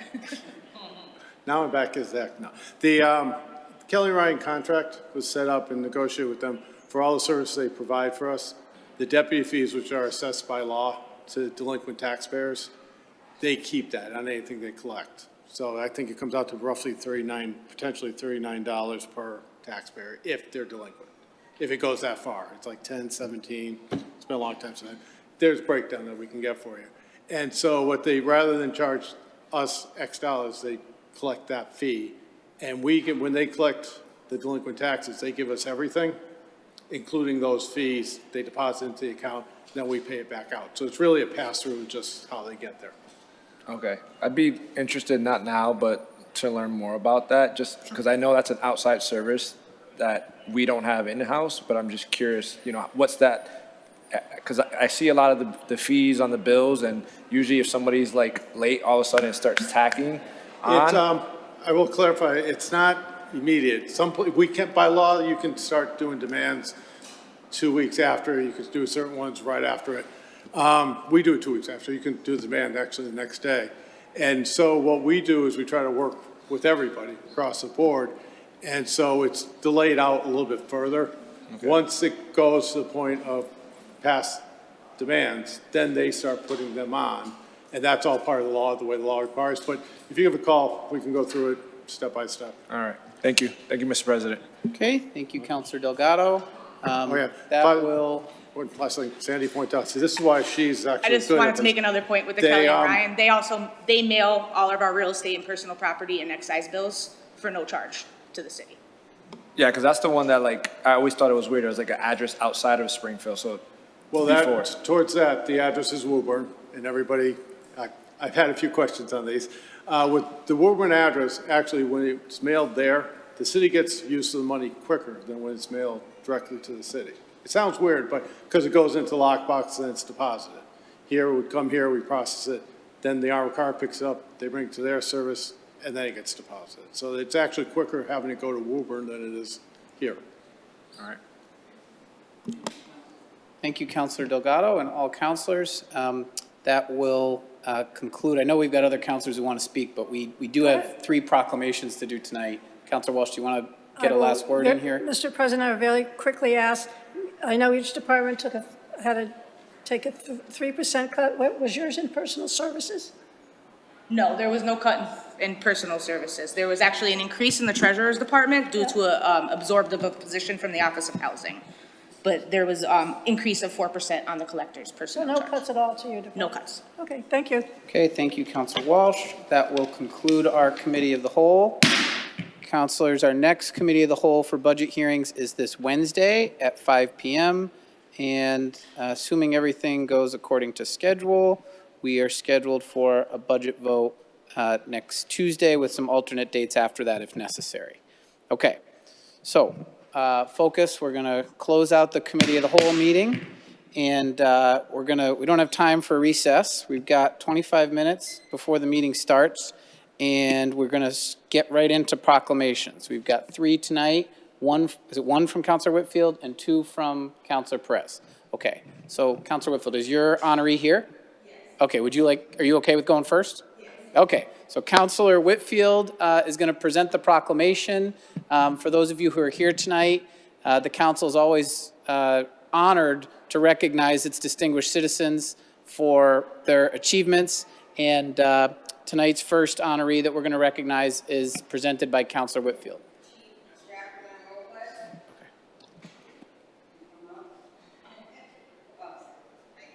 Hold on.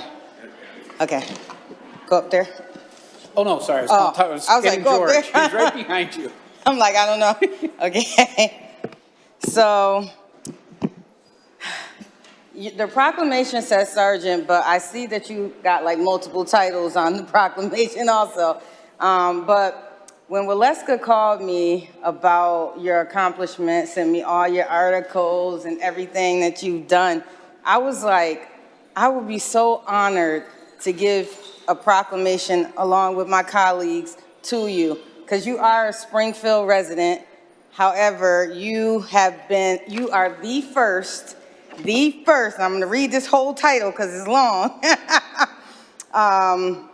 Executive Director of Community Safety and Chief of Police at Holyoke Community College. And that deserves a big round of applause.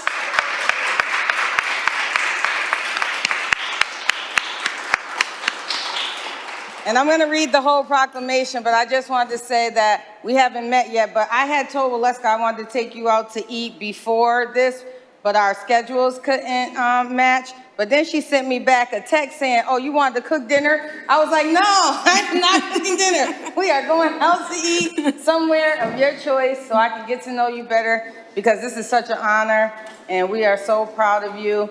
It is woman power, and being the first Latino woman or first woman of color, or first woman ever, like that is a huge, huge feat. So I'm going to read the proclamation and then I'll give my colleagues the opportunity to respond. Chief Sergeant Executive Director Robles. Just Chief. Just Chief. And so But you are all those titles, but you're more than that because you're a family person. I don't know if you have children or do. you're a mom, you're a wife, you're a cousin, you're all those things. So you deserve every title that you have earned because you have earned this. And when I read this proclamation, everybody's going to hear how you have earned this. Thank you. You're welcome. The City of Springfield, May 19th, 2025, proclamation honoring Sergeant Jacqueline Robles on her appointment as Executive Director of Community Safety and Chief of Police at Holyoke Community College. Whereas the Springfield City Council is proud to celebrate the groundbreaking appointment of Sergeant Jacqueline Robles as the first Latina to serve as Executive Director of Community Safety and Chief of Police at Holyoke Community College, making a monumentous milestone for the institution and the broader community. And whereas Chief Robles brings over 22 years of honorable and distinguished law enforcement service, including exemplary leadership in campus safety, community engagement, and public safety operations, earning the admiration of her peers, students, the greater Holyoke and Springfield. And whereas she has demonstrated unwavering dedication to mentorship, diversity, equity, and inclusion, notably founding the college's first cadet program and advancing forward-thinking policing initiatives that reflect a deep commitment to justice, dignity, and community trust. And whereas Chief Robles holds numerous professional distinctions, including being a proud graduate of the FBI LEEDA Supervisor Leadership Institute, a two-time Calibre, is that the right word? Yes. Calibre Press Woman in Command alumni, and a recipient of the Medal of Merit and MACLEA Special Recognitions Award, each underscoring her courage, expertise, and outstanding leadership. And whereas fluent in both Spanish and English, she serves as a bridge between cultures, a beacon of integrity, and a role model for aspiring public safety professionals across generations, demonstrating through word and action her belief that public service is a calling to uplift others. Now, therefore, be it proclaimed that the City of Springfield does hereby honor and congratulate Chief Jacqueline Robles on her historic achievement and extending its heartfelt appreciation for her enduring service, visionary leadership, and inspiring legacy. A proclamation sponsored on May 19, 2025, in honor of Sergeant Jacqueline Robles, attested by City Clerk Gladys Oyola Lopez. And this proclamation is sponsored by City Councilors Tracy Whitfield, Maria Perez, Zeta Govan, LeVar Click Bruce, Victor Davila, Jose Delgado, and all the city councilors here today. So we honor you and we praise you and thank you for working hard on behalf of all of us and keeping us all safe.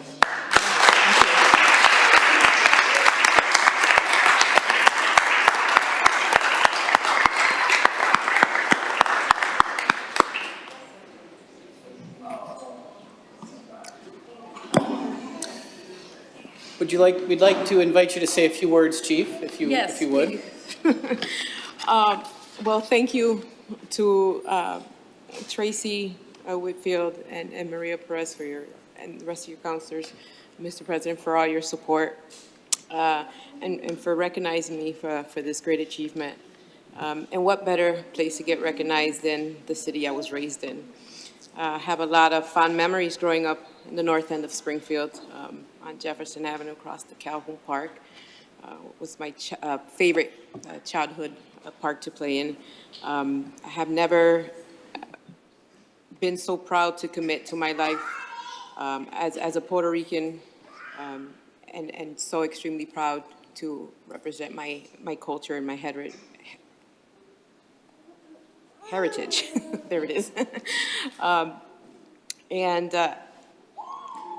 But most of all, I'm very happy to represent all the Latinas, women of color, and I feel that it's my job to keep pushing forward and empowering as many young women as I possibly can.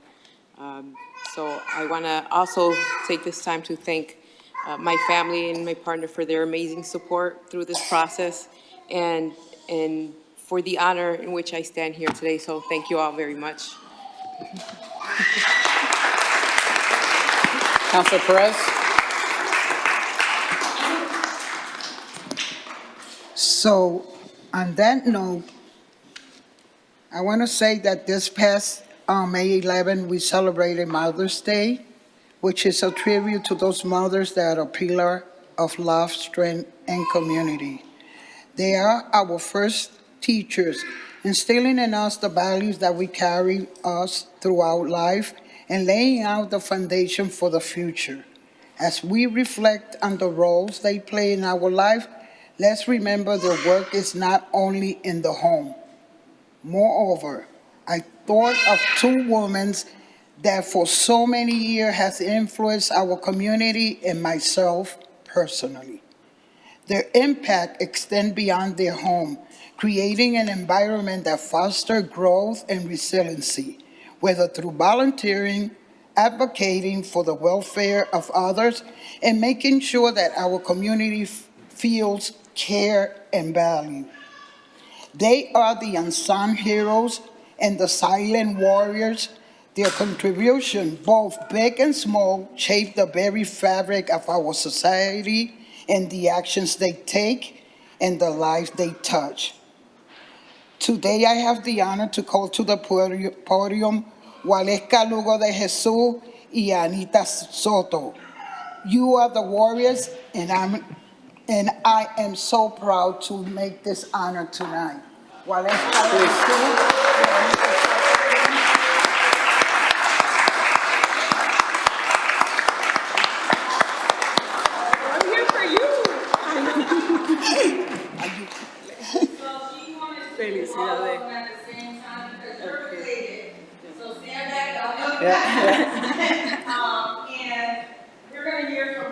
Can't hear you. We're going to hear from all the counselors. But one thing that I did want to say is thank you to the family, because I know it's hard to have someone in a role of public safety, and I know it's hard to have people that work so hard in the community. It takes away from family life, but you know that they're giving back to the community. So I didn't want you to sit down. I didn't know she was going to read that right now, but it's just, I love you, Waleska. You know, we go way back. If I would have known about that proclamation too, you know, I would have been jumping for joy. You know I love you. I don't know you, but I love you too. I love all the women of color that's here today, that's representing the Latino community. And so now we could turn it back over.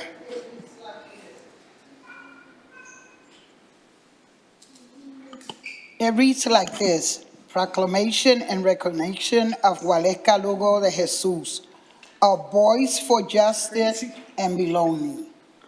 Whereas the Springfield City Council proudly honors Waleska de Jesus, an exceptional Hispanic leader, Chief Equity Officer and Inclusive Strategy, and nationally certified diversity, equity, inclusion, and belonging facilitator, whose unwavering commitment to justice has driven meaningful social change and empower community through human-centered approach to racial healing. And whereas born in Puerto Rico and grounded in her Boricua roots, Waleska brings over 20 years of experience to her work. She has touched countless lives, including myself, and transformed organizations by addressing racism in all forms, internalized, interpersonal, institutional, and structural, to dismantle barriers and promote equity. And whereas Waleska embodies Puerto Rican culture, strength, resiliency, and passion, her deep love for her community drives her to amplify marginalized voices and create spaces where all individuals are valued and heard. In 2023, she was part of Women on the Vanguard organization and helped create the team vision of empowering people to create their own solutions, a reflection of her ongoing commitment to justice, equity, transformative leadership. And whereas beyond her professional achievement, Waleska has led efforts to unite community, challenge injustice, and foster lasting reconciliation. Her work reflects courage, compassion, and lifelong commitment to inclusion. Now, therefore, be proclaimed, the Springfield City Council honors Waleska Lugo de Jesus for her remarkable dedication to equity, justice, and community empowerment. Her legacy as a leader, advocate, and change maker inspired us, again and myself, to strive for a world where love, unity, and understanding prevail. Proclamation sponsored on May 19, 2025, in honor of Waleska de Jesus, sponsored by Springfield City Council Maria Perez and all councilors. Waleska, from my heart, thank you for all the work that you do. And when I saw the proclamation, what better? You were not thinking of yourselves. You align a size 2 woman that does make the difference in the community. Thank you so much.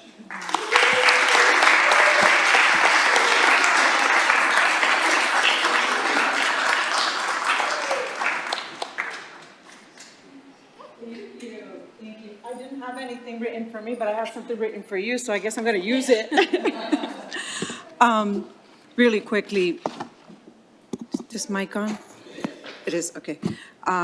Thank you, President Fenton, for allowing me to be recognized, and all of the City Council, especialmente City Council Maria Perez Gracia and City Councilor Tracy Whitfield, for taking the time also to want to uplift my community members and my sisters, my aunt. I just the story that I wanted to tell for Jackie, which is relevant to me as well, is that we're here today not only to honor a title, but to celebrate a story that's deeply rooted in the North End of Springfield. And she's my aunt, but we're the same age, almost a year apart. And so our story began decades ago when our family arrived to Springfield with little to more than hope and determination to build a better life. So in the 70s, and my mom is here, I'm really excited that she is. Stand up, please. We'd like to recognize you. My abuela Lola, which is Jackie's mom, Chief Robles' mom, worked tirelessly trying to navigate a world where resources were scarce. And we leaned on programs like La Casa Hispana for meals and support, the Springfield Public School System. Back then it was called Welfare System, but now it's the DTA, Department of Transitional Assistance, and really that helped keep us afloat. But struggle really doesn't define the Robles family. We're here as pillars, and we extend that to our whole community because we see that uplifting each other and in all of the recognition and the legacy that City Councilor Maria Perez mentioned, but we see possibility in each other, right? As women, as females, as the acknowledgement now as mothers, we really try to balance that sacrifice. And so what I was going to say to you is that I know that you had so many missed birthdays, sleepless nights, and carrying that weight of trying to break barriers in a system that's not always built for people that look like us. So today I want to honor you and congratulate you publicly. I'm so proud of you, my titi. Honor you. Thank you for all of your commitments to the community. And I'm extremely surprised, but always prepared. So sharing those remarks with everyone. Thank you. Well, thank you to my family. Then my Salsa Salpa Afuera family who knew about it and totally surprised me, and my blood family, my Robles family from Springfield. Thank you, Well, everyone. Waleska and Chief, before we let you go, Counselor Perez has another Proclamation. presentation she'd like to make. And, you know, this is exciting, and I wanted to do it this way because women of colors, we go through a lot of struggles. And then not only that, we leave our home, our children, because it's crucial, important that we make a difference in our community so our children could have a better future. On that note, I have a person that when I started in the north end of Springfield working and not knowing where to go and how to do my routes, she was always calling me. She's always pushing me. She's always telling me what to do. And then she comes back and she says, I'm not telling you what to do, but I think you should do it this way. Okay, so she's not telling me what to do. This is of Anita Soto. Anita Soto, we call her Anita. Ella es Ana Luisa Soto. All we know her by Anita Soto. Her outstanding contribution to the city of Springfield is astronomical. Whereas the Springfield City Council proudly honors Anita Soto for her unwavering dedication to the community empowerment, civic engagement, and cultural preservation. And whereas Anita has spent over 3 decades supporting the community as a business owner of Jasmine Creation, which is important when we are women of color trying to come through as an entrepreneur. And I always, if I have to buy something, I'd rather buy it in my small business because the small business is the one that makes the difference in our community. And I always saying it loud enough so people can understand the small business is what makes the difference in our community. Whereas beyond her business accomplishment, Anita has been tireless leader in the community initiative, advocating for education, voter participation, and greater Hispanic representation in government, as well as organizing humanitarian efforts during times of crisis to support both local and international causes. And whereas Anita's commitment to social equity and cultural preservation has left a lasting positive impact on the Springfield community, inspiring others to take action, work toward meaningful changes in areas of civic engagement and unity.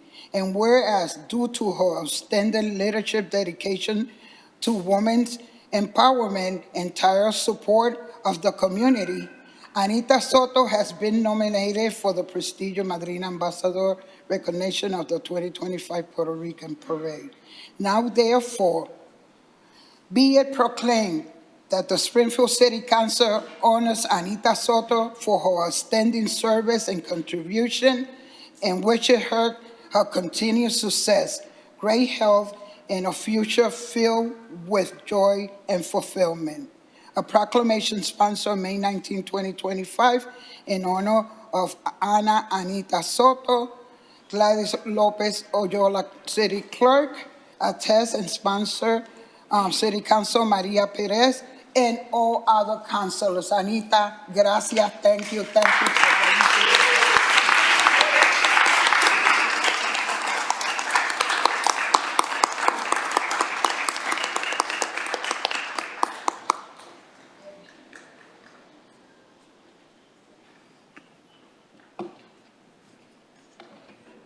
It seems hard, and I place myself here with the community. I'm a community person when it comes to this. Everybody knows that. The women's behind me is what makes a difference. And when we have women that make a difference in our city, specifically the ward that I represent, that is the poorest in the state, it's a great honor to be standing in front of this podium and having the support that I have every day. Thank you so much. Thank you. Okay, so now for Anita, would you like to say a few words? I'm here since 76. I went to Commerce School. When I came over here, I said, oh my God, what is this? What I came, but I came alone. I didn't come with my mother, I came with a family. So now all my family is here. I had the root, I had 3 kids, I have my grandchildren, all my sisters here. I don't have any descendants in Puerto Rico no more. Even my mother died in Puerto Rico and she's here. We brought her here. Because we cannot go to Puerto Rico all the time to go see her. So she's here. We brought her from Puerto Rico here. We do it a different way.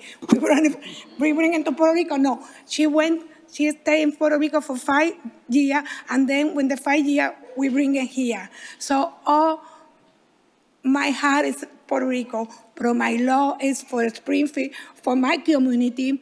Springfield, my community is very special for me. The young kids, the business, when all the kids came to my business, I said, what are you going to study? You're supposed to go to the school, go college, I try to be close to the young kids that are supported to go to college or do something. You know, not all the time you have to go to college. You can get electrician, you can get mechanic. You do something with your life that you name. Your last name is special. So do it that. I thank Maria. Maria is a very community lady. I'm proud of her. And I'm proud of this girl. Thank you, congratulations. And I don't know what to say because I never like to talk about me. I like to work. So thank you very much. Okay, ladies, we're going to ask you to if you could just stay up at the podium for a couple more minutes. We're going to give counselors a couple of minutes to say a few words, and then we'll have you come forward and take a photo. Counselor Delgado. Qué orgullo. From another North End kid, I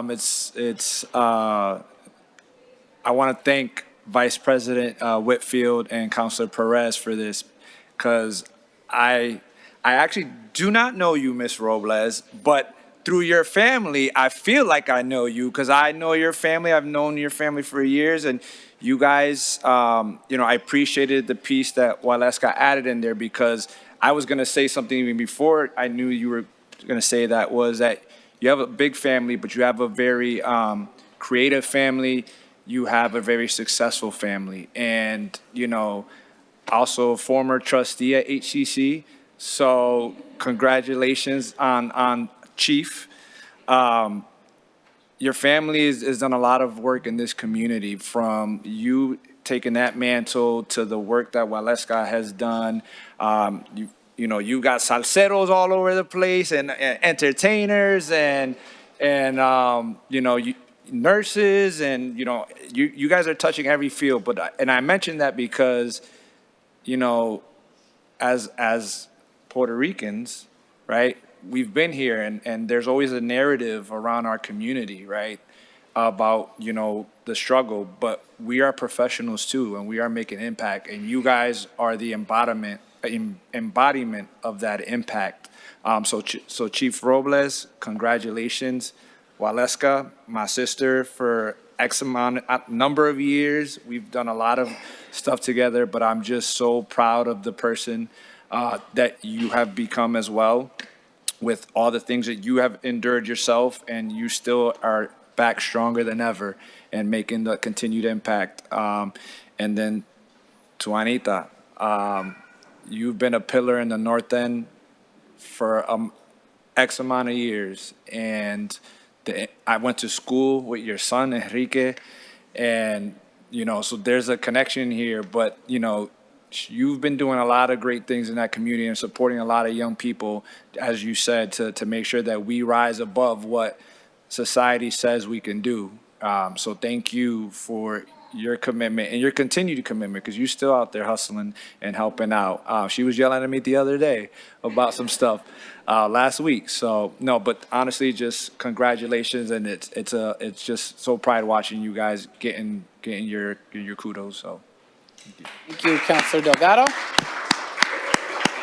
Okay, we got a couple minutes left for final comments from councilors. Councilor Click Bruce. Thank you, Council President.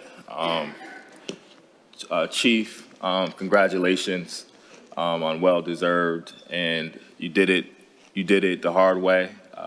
Nobody gave you anything. that shows perseverance, and it shows commitment. And I thank you, Waleska, as well, for you hit me up and let me know this was going on, and I immediately said, well, let's do something, but something was already in the works, which is great.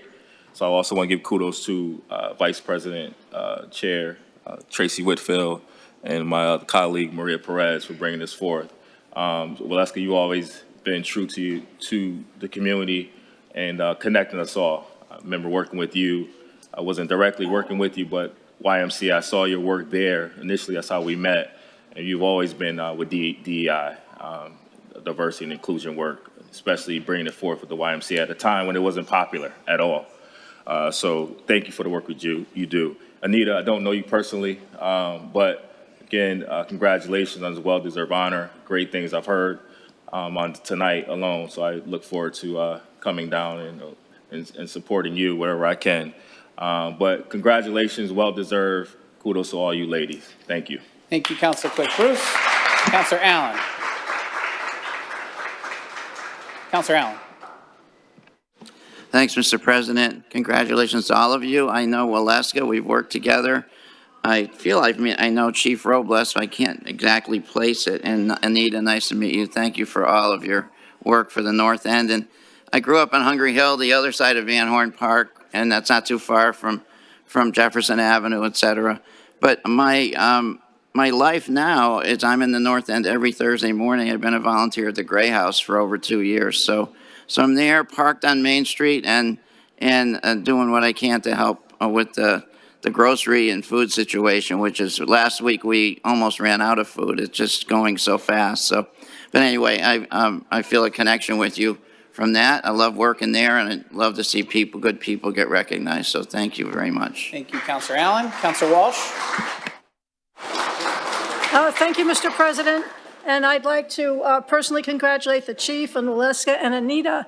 I'm so proud tonight to be a member of the City Council and hear all about this wonderful women power. I'm 100% for women power. And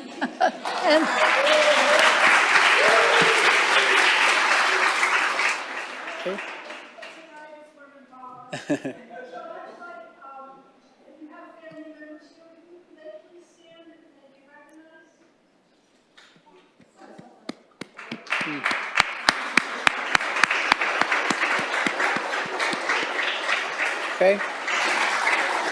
And I would like to say that I'm proud as a city councilor, but I am even prouder as the chair of the Springfield Women's Commission to hear your stories and how much you have achieved and how many barriers you have overcome and the wonderful example you are setting for the next generation that their dreams can come true, that they can accomplish anything. And for your particular position at HCC, I mean, that is dramatic that you have achieved that, and it sets such a wonderful example for the future, for your community, for the North End, for the city of Springfield. And my mother-in-law grew up in the North End, so I think we're all connected. Congratulations. Thank you, Councilor Walsh. Councilor Whitfield. I know I spoke already and read the proclamation, but I didn't get to talk to you directly, Waleska. So, Chief, I worked at HCC too. We are all connected. You kept us so safe, when I worked there. But Waleska, we go way back. I do remember when you were leading the Healing Racism Institution.